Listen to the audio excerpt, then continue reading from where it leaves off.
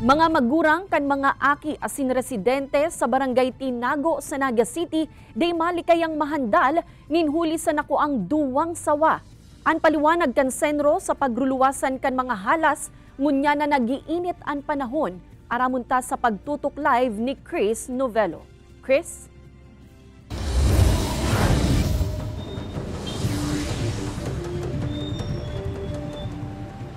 Kate, pigtutubodang species ng reticulated phyton ang nakuang duwang sawa sa compound kan sarong eskwelahan sa Naga City kang nakaaging aldaw. Kaputan mo lang ang ikog, kaputan mo ang ikog. Sako. Nagkasiribot ang mga lalaking ini sa pagdakop sa sarong sawa na nanutaran sa compound kan Tinago Central School sa barangay Tinago, Naga City kan nakaaging aldaw. Nadiskubre ang sawa, makalis maglinig ang grupo ng mga lalaki sa laog kan eskwelahan. Alagad pirang orasan na ang nakakaagi, saro pang sawa ang nahiling sa lugar. Siguro mga araw na kanikada ko lang. Kaya hindi ako nagpaparatambay rin sa may guard house na yun. Nakabutas subot ang duwang sawa kayo ang nagdadarang ngunyaning paghandal sa mga magurang asin mga residente sa lugar. Nakadulag talaga to, itong sawang nadakop dyan sa eskwelahan. Tabdi na ra duman sa high school, tapig piling duman sa Guardia Kang high school. Pagkaano, nagtutok kaong kuta sinda, nakadulag. Nakakatakot para sa aki ko kung halimbawa man makakatsinda.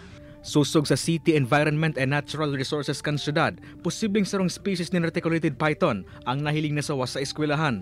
Siring subot kan ibang halas, ang reticulated python, naghahanap ng malipot na lugar, tarakan nagiinit na panahon. Kaya yan mga halas ko yan, nagsisiksinda ng lugar na malipot. Yun yan, mga semento, minsan naglalaog yan sa harong, kaya mag-iingat po kita. Katakod kay ni, nangapod man ang senro sa publiko, na tulos na ipabot sa saindang kaaraman en kaso makahiling nin halas. Pinapangalad man ang iligal na pagataman sa mga inimagin ang pagadan na pagbayular sa RA 9147 o Wildlife Protection Act of 2001.